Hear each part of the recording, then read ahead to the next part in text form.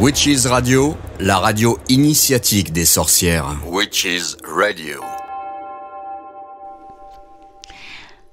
Bonjour à tous, il est 11h sur Witches Radio et c'est Yabium. Je suis très heureuse de vous retrouver ce matin pour une nouvelle rubrique de sorcellerie et vieux grimoires. J'espère que vous allez tous très bien et ce matin, la rubrique m'a été inspirée par les fées. Et nous allons parler des cercles féeriques. Alors, vous savez tous que je travaille énormément, voire au quotidien pour tout dire, avec les royaumes des éléments, mais aussi avec les royaumes angéliques. Et cette rubrique me tient vraiment à cœur parce que c'est une véritable joie que de pouvoir, vous parler un petit peu de mes très chers amis, mes très chers compagnons. Voilà. Alors, les cercles féeriques, les portails magiques. Donc, imaginez-vous vous réveiller par un beau matin en vous promenant dans la pelouse de votre jardin, d'un parc ou dans les bois que vous parcourez tous les jours, un endroit que vous connaissez très bien. Et là, vous tombez sur un arc ou même un cercle parfait façonné par des champignons ou simplement par de l'herbe ou des fleurs, des plantes plus hautes, formant comme une espèce de couronne. Au milieu, l'herbe est courte et la position de ces plantes ou herbes semble avoir été arrangée par une main invisible, et cela du jour au lendemain. Comme la nature a tendance à privilégier la symétrie par rapport aux formes géométriques régulières de ce type, on peut raisonnablement s'interroger sur l'apparition soudaine de ces anneaux magiques. Dans de nombreuses traditions, notamment dans le folklore ouest-européen, les anneaux de champignons sont généralement appelés anneaux des fées, et cette désignation est éloquente. Nos ancêtres croyaient que ces formations étaient l'œuvre de créatures surnaturelles, bienveillantes ou malveillantes.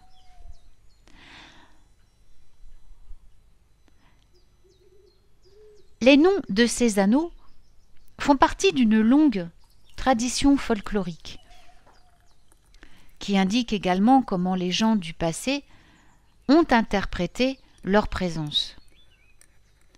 Ils étaient appelés les anneaux ensorcelés en France. Les Allemands, eux, les appelaient anneaux de sorcière.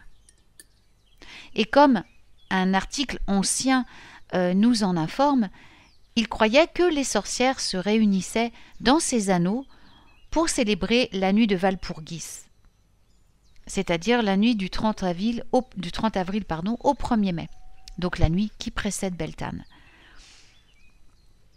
Les anneaux féeriques portent également d'autres noms, tels que cercle de fées, cercle d'elfes, anneau d'elfes ou anneau de lutin. Alors, quelles sont les croyances anciennes par rapport à la science ? Comme nous l'avons dit, appeler les cercles de champignons ou de plantes cercles de fées est assez révélateur du fait qu'ils étaient liés à l'activité des êtres féeriques ou d'autres entités non humaines. Les fées étaient censées danser autour de ces anneaux ou à l'intérieur, car certains les considéraient comme des portails ou des portes vers un monde féerique, ce qui est certainement beaucoup plus proche de la vérité étant donné les témoignages de nos vieilles légendes. Nous savons tous à présent que ces anciennes légendes, tout ce qui est folklorique, contient une grande part de vérité. Et nous ne pouvons pas rester indifférents à ces légendes. Certaines légendes autrichiennes, par exemple, évoquaient que ces cercles étaient dus aux queues brûlantes de certains dragons furieux et qui brûlaient le sol qu'ils touchaient. Et c'est alors seulement que des champignons vénéneux pouvaient y pousser. En France, les légendes disent que ce sont des crapauds géants qui gardaient les anneaux et que tous ceux qui y pénétraient étaient maudits. Mais en fait, jusqu'au XXe siècle, c'est au pays de Galles et en Écosse que les cercles des fées ont largement incité à l'imagination.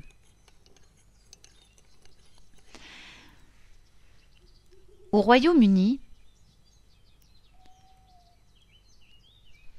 les gens sont très très proches de la nature et ils travaillent depuis la nuit des temps, main dans la main avec les esprits de la nature. Non pas par peur, mais par respect, sachant que ces créatures merveilleuses étaient là bien avant eux. Ils les respectent et les considèrent comme faisant partie de leur vie quotidienne.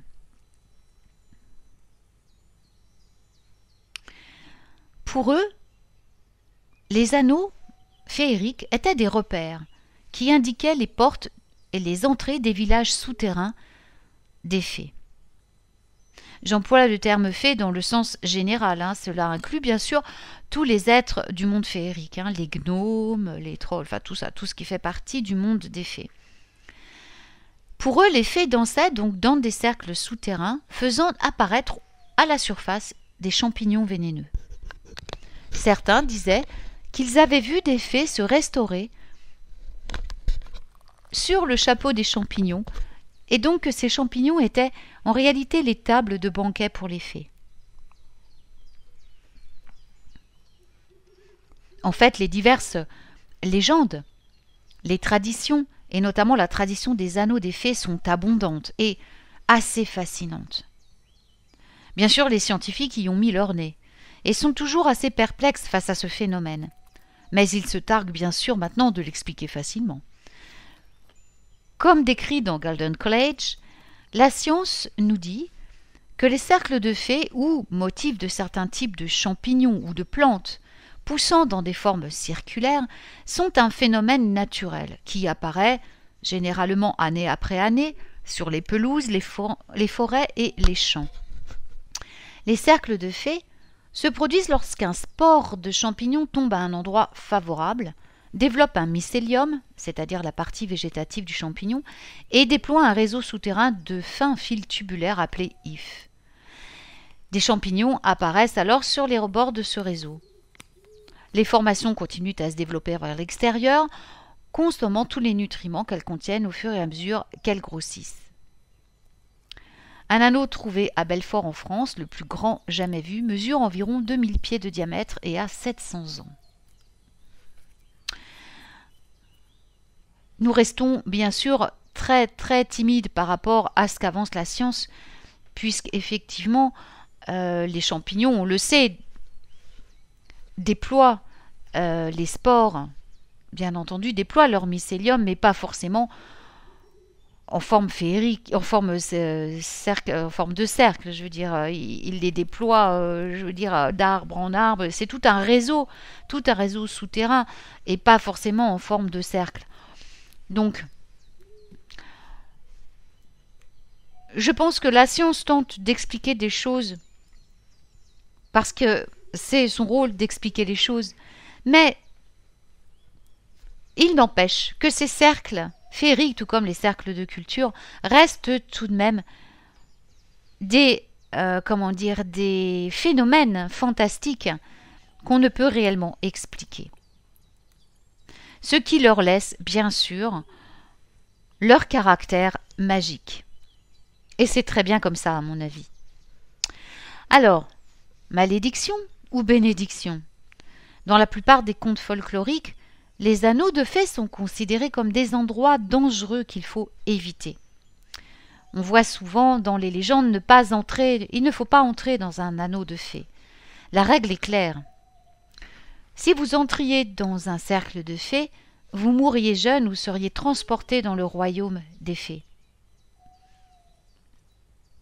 Pourtant, la tentation était énorme. Dans certaines légendes, celui qui entrait dans le ring devenait invisible pour les autres mortels. Il arrivait aussi que les fées forcent cette personne à danser jusqu'au point d'épuisement, de mort ou de folie. Pourtant, les hommes imaginaient les fées comme de charmantes jeunes femmes qui dansaient et chantaient des chansons séduisantes alors qu'ils prenaient des risques, eux, pour entrer dans l'anneau et les rejoindre. Alors il y avait des stratégies pour rester en sécurité, et notamment celle de porter le chapeau en sens inverse. Ils pouvaient aussi leur offrir de la marjolaine et du thym sauvage, puis les assommer. D'autres stratégies pour éviter l'enchantement ou la malédiction des fées consistaient à courir 9 fois autour de l'anneau ou à courir au clair de lune dans la direction dans laquelle le soleil se déplace pendant la journée. Ce faisant, vous aviez la chance d'entendre les fées danser au-dessous de la terre. Ainsi, tout comme Ulysse a apprécié la chanson séduisante des sirènes en laissant ses marins l'attacher sur le mât de leur navire, ils auraient également accès à un royaume interdit. La tentation est toujours attrayante. Pourtant, les anneaux de fées n'étaient pas toujours considérés comme un piège, mais aussi une bénédiction. Les prés et les pelouses abritant un anneau de fée étaient considérés comme appropriés pour la construction d'une maison. Les anneaux de fée étaient des lieux propices à la fertilité ou au désir sexuel. Certains pourraient y voir un signe de bonne fortune. Je suis tombée une fois sur un cercle de fées. J'ai donc appelé et demandé si j'étais autorisée à m'en approcher, à y entrer, ou à leur déposer simplement une offrande. La réponse a été claire. Je ne devais pas pénétrer à l'intérieur de ce cercle. Par contre, j'ai été autorisée à leur laisser une offrande. Je suis donc rentrée chez moi et j'ai rapporté un joli cristal et de la nourriture que j'ai laissé au centre du cercle. On m'a autorisé quand même à passer les mains à l'intérieur. Et là, j'ai senti une différence d'énergie très puissante. Et je pense réellement qu'il s'agissait là d'une porte, d'un passage vers un autre monde. Lorsque je regardais à l'intérieur et que je regardais les offrandes que j'y avais déposées, elles semblaient disparaître, devenir floues, comme si elles étaient passées dans un autre plan vibratoire. Et de mon expérience, je pense que c'est réellement le cas.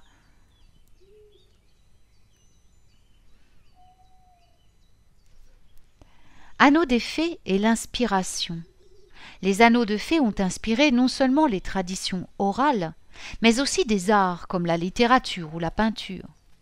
Ainsi, William Shakespeare dépeint verbalement la danse des fées dans un anneau dans Le Songe d'une nuit d'été, acte 2, scène 1. Des poètes tels que W. H. Cumming et William Butler Yeats ont également évoqué ce phénomène dans leurs versets. À notre époque, les anneaux féeriques suscitent encore une créativité artistique intense. Fermez les yeux et profitez de la composition musicale éthérée de Mike Rowland, qui s'est vendue à plus d'1 million d'exemplaires dans le monde entier, et qui reste l'un des albums les plus importants de musique thérapeutique. De même, essayez de Fairy Ring de Mary Losier ou Elsie Frances, Tromper le monde. Le livre est un récit controversé de l'histoire de 2 filles qui ont fait beaucoup de chemin pour convaincre le monde que les fées existent. Une lecture intéressante avec un sujet très charmant. Alors, entrer ou ne pas entrer? Eh bien, je vous propose, pour conclure cette chronique, un petit rituel d'anneaux de fées. Comme on l'a vu, la science a tenté d'expliquer comment les anneaux de fées apparaissent. Mais est-ce une raison pour affirmer qu'aucune magie n'est en jeu?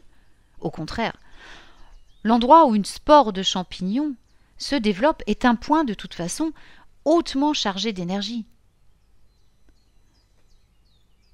Et les fées adorent ces endroits. Eh bien, nous aussi, nous allons les adorer.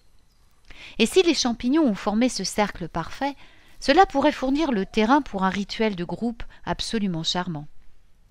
Que ce soit dans les bois, sur une pelouse, dans un pré, dans votre jardin, tentez votre chance et invitez 3 ou plus de vos amis.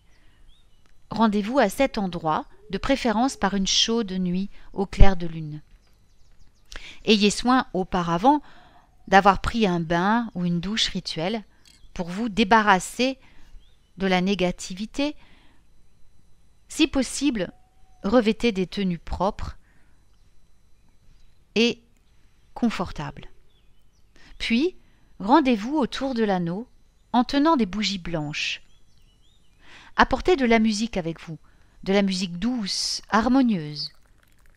Après que vous soyez tous debout, avec les bougies, saluez les fées et offrez de l'eau mélangée avec du miel au centre de l'anneau. Ensuite, jouez la mélodie et danser de manière joyeuse. À l'intérieur du cercle se trouve le corps d'un anneau de fée. Vous devez donc être respectueux envers lui.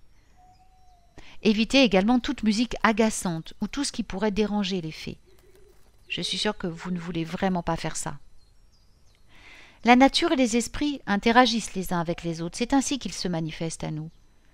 Les anneaux de fées ne sont pas moins magiques, même s'il existe une explication soi-disant scientifique à cela. La magie fait partie de ce monde. C'est aussi la nature, et il nous appartient d'ouvrir nos yeux et nos cœurs et de voir cette beauté tout autour de nous. Pour conclure, donc, en conclusion vraiment de cette chronique, j'ai choisi de demander aux fées elles-mêmes qu'elles me guident dans ma bibliothèque païenne vers un titre qu'elles jugeaient approprié pour accompagner ce que je viens de vous raconter. Et leur choix s'est porté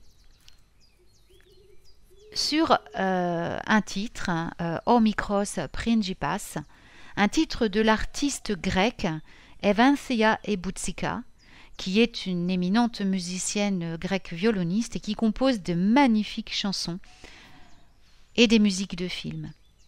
Ce titre est tiré de l'album The Star and the Wish. Alors, je l'ai dit en anglais parce qu'en grec c'est absolument imprononçable, vu que je ne connais pas l'alphabet hellénique, mais je trouve, c'était magique parce que j'ai vraiment été guidée vers ce titre que je n'avais pas écouté depuis des années et des années. Ça a vraiment été, c'était très très beau. J'arrive pas à dire les mots parce que c'était magique la façon dont elle m'a amenée. Et je vous assure, quand vous allez l'entendre, que c'est vraiment le titre qu'il fallait pour accompagner cette chronique. Et je suis en même temps très très heureuse de vous faire découvrir, si vous ne la connaissez pas, donc cette magnifique artiste, Evanthia Eboutsika, qui a donc un talent remarquable et qui nous emmène vraiment dans un enchantement avec ses albums, toute cette musique qu'elle a composée.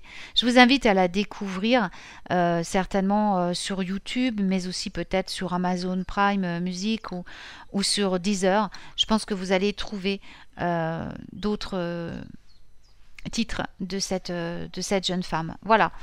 Eh bien, enfin de cette femme. Voilà.